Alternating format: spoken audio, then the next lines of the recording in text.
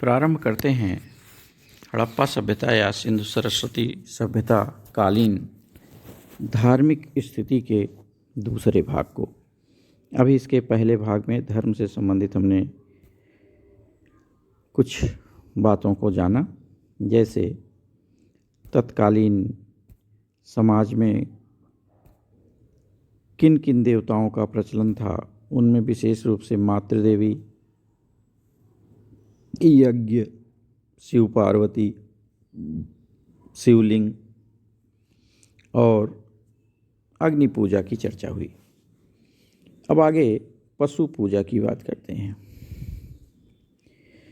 बहुत सारे मोहरों पर एक सींग वाले वृषभ या बैल का अंकन किया गया है और उसके सामने धूप दंड रखा हुआ है। श्रृंगी बैल की मूर्तियां भी मिलती हैं।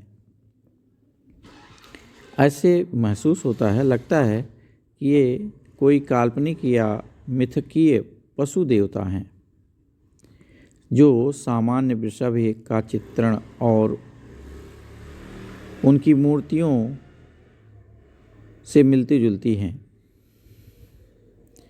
कुछ सामान्य वृषभ भी दिखाई पड़ते हैं। संभव है कि वृषभ का इतना अधिक प्रयोग ये नंदी और शिव से संबंधित हो। हमने शिव को देखा है, शिव के साथ पार्वती को भी देख लिया, शिवलिंग को भी देख लिया, तो निश्चित तौर पर वृषभ भी रहा हो, नंदी रहे हों, तो इसमें कोई आश्चर्य की बात नहीं की जा सकती है। जहाँ तक दूसरे और भी पशुओं की बात करें तो बहुत सारे पशुओं का, हर लगभग ये कहें कि सभी पशुओं का कहीं न कहीं किसी न किसी देवता से संबंध हमें दिखाई देता है। इस रूप में भी हम और भी देवताओं को जोड़ सकते हैं, कह सकते हैं कि इनकी पूजा होती रही होगी। तो अब हम बात करें वृक्षों की, तो बहुत सारे मुहर हैं। इन मुहरों पर जहाँ वृक्ष बनाए गए हैं, तो इतना अधिक वृक्ष का प्रयोग करना किसी मुहर पर एक विशेष बात दिखाई देती है। एक मुहर में तो एक नग्न देवी एक वृक्ष की दो शाखाओं के मध्य खड़ी है। उनके पीछे एक उपासक की आधी झुकी हुई मुद्रा में आकृति बनी हुई है। उस वृक्ष के पत्ते पीपल के पत्तों की तरह दिखाई देते हैं। इसी तरह से कुछ छोटी मोहरों पर एक वृक्ष के चारों ओर छोटी सी दीवार या वेदिका मिली हुई है, जो उसकी पवित्रता या कहें पूजा करने का प्रतीक दिखाई देता है। इतना सम्मान दिखाई देता है। सबसे मेन बात तो यही आ जाती है कि जब उसे किसी मुहर पर बनाया जा रहा है, हम कितना महत्व देते हैं वो दिखाई देता है। हम कितना उसको पवित्र मानते रहे होंगे, यह बात समझ में बात आती है। हम नाग पूजा की बात करें तो कचीली मिट्टी से बने एक ताबीज पर एक अंकन में नाग पूजा का भी आभास होता है। इसमें एक देवता को बैठे हुए दिखाया गया है, जिसके सिर पर जैसे फणधारी सर्प हो, इस तरह का अंकन किया गया है। और जो व्यक्ति जैसा आदमी जैसा व्यक्ति सर्पधारी दिखाई दे रहा है, उसके दोनों ओर एक एक उपासक भी बनाए गए हैं, एक एक और आदमी भी बनाए गए हैं। लोथल से प्राप्त 3 मृदभांडों पर, उनके अब तो टुकड़े हैं, उन टुकड़ों पर भी सांप के चित्र मिलते हैं। तो ट्री एंड सरपेंट वर्शिप, वृक्ष और सर्प पूजा, नाग पूजा आज तक प्रचलित है। तो हम नाग पूजा को इग्नोर नहीं कर सकते। हम कह नहीं सकते कि नहीं होता रहा होगा, ज़रूर होता रहा होगा, यह मान सकते हैं। शिव, पार्वती, शिवलिंग, नंदी और नाग, ये सब एक से जुड़ते हुए दिखाई देते हैं, इसलिए इनको भी हम उपासना के केंद्र में रखते हैं, उस समय मान सकते हैं। अब हम कहें जल पूजा की बात। आज भी जो हमारी नदियां हैं, बहुत सारी नदियां, गंगा, यमुना, सरस्वती, ये सब पवित्र नदियों में से आती हैं, जिनमें स्नान करने के लिए लोग उतावले होते हैं, कहते हैं हमारे पाप नष्ट होंगे। ये जल की पवित्रता हड़प्पा सभ्यता से ही दिखाई दे रही है।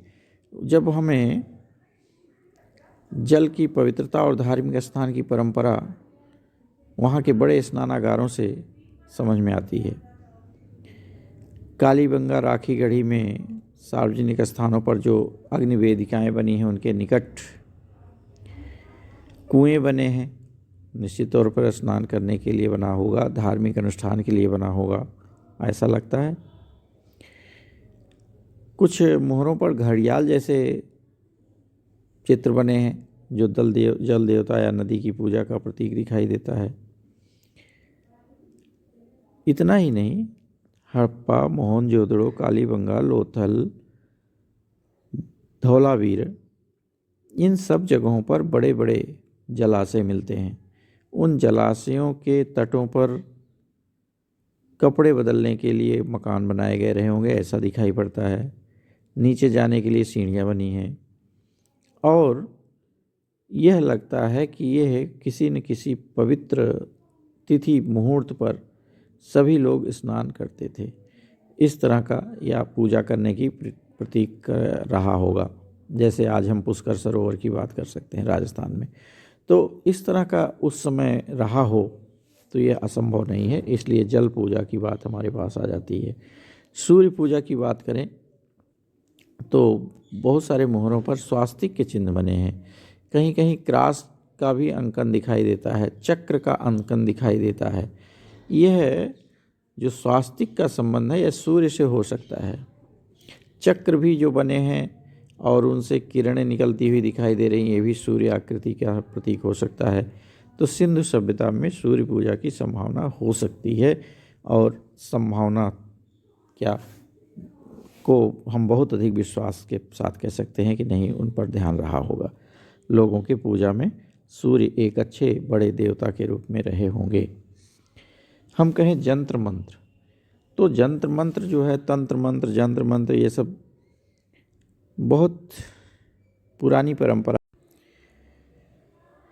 हड़प्पा सभ्यता में भी जंत्र मंत्र, तावीज, इन सब का बहुत इम्पोर्टेंस रहा होगा, क्योंकि मिट्टी और तांबे की बनी हुई कुछ गुटिकाओं पर इस तरह से दिखाई देता है जैसे तावीज हो। उस कुछ निशान बने हुए ताबीज जैसी कुछ गुटिकाएँ मिली हुई हैं। जैसे कुछ मनके भी हैं जिसमें त्रिपत्र अलंकरण जैसे मनके हैं, रक्षा कवच जैसे कुछ ताबीज हैं, ऐसे दिखाई देते हैं। एक गांठदार सीपी पर यह ऐसा दिखाई देता है कि ये संभवतः ये मनके विशेष रूप से किसी काम आते रहे हों। तो उस समय जो बहुत सारे हमें ताबीज़ जैसी चीज़ें मिलती हैं, तो उनसे भी हम जंत्र मंत्र, ताबीज़ की बात कल्पना कर सकते हैं। रही बात योग की, योग और साधना तो यहाँ की बहुत पुरानी परंपरा रही है, और हड़प्पा सभ्यता में इसके पूरे पूरे संकेत दिखाई देते हैं। इसमें 3 प्रमाण हैं जो बहुत ज़्यादा महत्वपूर्ण हैं।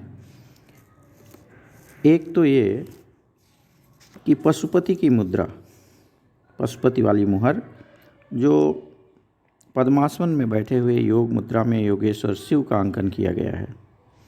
यह अपने आप में योग की बहुत बड़ी बेमिसाल तस्वीर कह सकते हैं, जिसमें योग या ध्यान लगाए हुए बैठे हुए, योग और ध्यान दोनों साधना में लीन कोई दिखाई देता है। दूसरा हम कह सकते हैं मोहनजोदड़ो से जो योगी की प्रतिमा प्राप्त हुई है। इसमें प्रतिमा बैठी हुई है, नासाग्र दृष्टि है, मोटे होंठ हैं, त्रिपुटिया अलंकरण का साल ओढ़े हुए है और सिर पर पट्टी बांधे हुए ध्यान मग्न है। ये योगी की बहुत अच्छी प्रतिमा दिखाई पड़ती है। तीसरी बात कह सकते हैं कि योग परंपरा में जो पशुपति की दूसरी मुहरें दिखाई देती हैं, वो भी इसी तरह से लिखती हैं कि दिखाई देती हैं कि जैसे योग में लीन कोई व्यक्ति हो। तो ये कोई नई बात भी नहीं होगा। बौद्ध धर्म में, जैन धर्म में और दूसरी परंपराओं में भी योग साधना हमारे यहाँ बहुत पहले से रही है। संभव है यहाँ भी योग, अगर योगीश्वर हैं, योगेश्वर शिव की हम प्रमाण कर सकते हैं, पहचान कर सकते हैं, तो योग साधना की क्यों नहीं करेंगे। शिव के बारे में मैंने बताया ही कि शिव प्रतिमा के रूप में भी हैं, शिवलिंग के बारे में तरह भी हैं, सांप भी है, नंदी भी है, पार्वती की प्रतिमा भी है। तो शिव तो एक ऐसा लगता है कि शिव के बारे में कोई अब किंतु परंतु नहीं होना चाहिए। किंतु शिव की पूजा तो होती ही थी, और शिव पार्वती और योगेश्वर हैं, महादेव हैं, तो उनके योग की परंपरा रही होगी, तभी यह चित्रण किया गया, इतना अच्छा सुंदर सा चित्र बनाया गया। अब हम बात करें मृतक संस्कारों की, मृत्यु के बाद और पुनर्जन्म के हिसाब से। तो मार्शल महोदय ने 3 तरह की समाधियों का उल्लेख किया गया, जो समाधियां बनाई गई।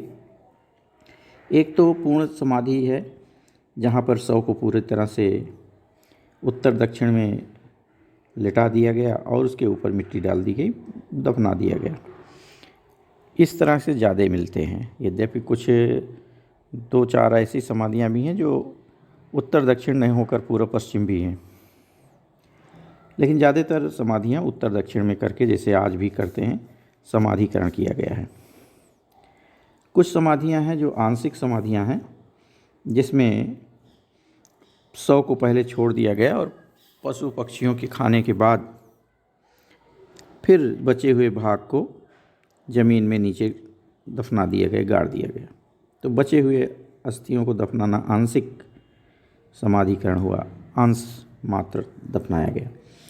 तीसरा, जैसे आजकल भी होता है, सौदाह या दाह कर्म, जिसमें शव को जला दिया जाता है, और कभी कभी शव को जलाने के बाद जो राख बचती है उस राख को दफना दिया गया, गाड़ दिया गया, ऐसा भी दिखाई पड़ता है। और शव के साथ तरह तरह की वस्तुएं भी रख दी जाती थी। ये भी एक इम्पॉर्टेंट चीज़ है कि जो वस्तुएं रख दी जाती थी उनका आखिर क्या उपयोग होगा। निश्चित तौर पर उनकी सोच में कहीं न कहीं ये रहा होगा कि व्यक्ति फिर से जन्म लेगा और इसको ज़रूरत पड़ेगी, या मृत्यु के बाद भी इनकी ज़रूरत पड़ सकती है।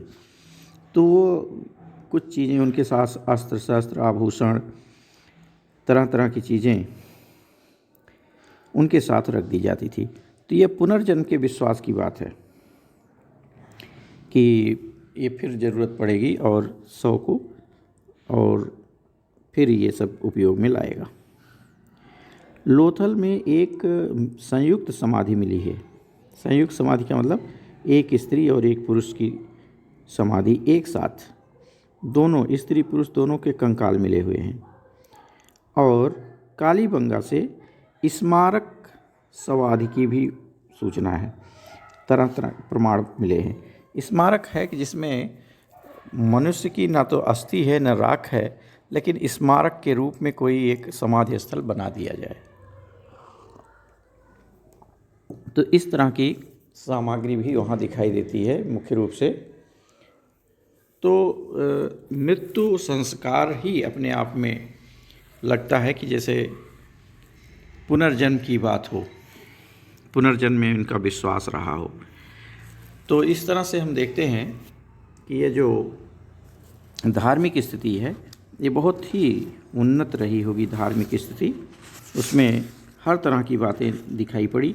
सबसे अधिक मातृदेवी की उपासना, फिर दूसरे हम कहें पुरुष देवता या शिव की बात करें, शिव पार्वती की बात करें, उनकी उपासना, लिंग के रूप में उपासना, अग्नि की महत्व और यज्ञ वेदियों की प्रमाण, पशु पूजा, वृक्ष पूजा, नाग पूजा, जल की पूजा, सूर्य पूजा, मांगलिक चिन्ह, ताबीज, योग और साधना, मृतक संस्कार, ये सब मिला करके यह साबित करते हैं कि उस समय एक समृद्ध, बहुत ही समृद्ध धार्मिक परंपरा रही होगी, आध्यात्मिकता रही होगी, लोगों में धर्म के प्रति रुचि थी, विश्वास था और प्रेरित थे उससे कहीं न कहीं, जिससे इतने सारी चीज़ें उन्होंने मंदिर भी बना दिए, स्मारक भी बना दिए।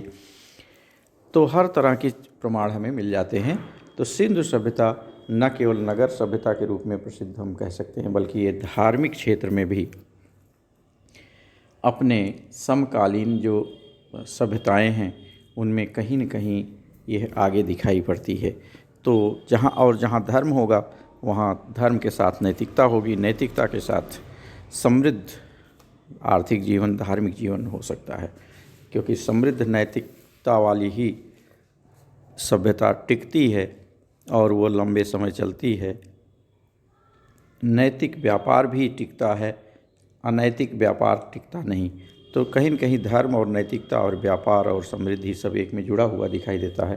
तो यह हड़प्पा सभ्यता की अपनी विशेषता थी, धार्मिक विशेषता।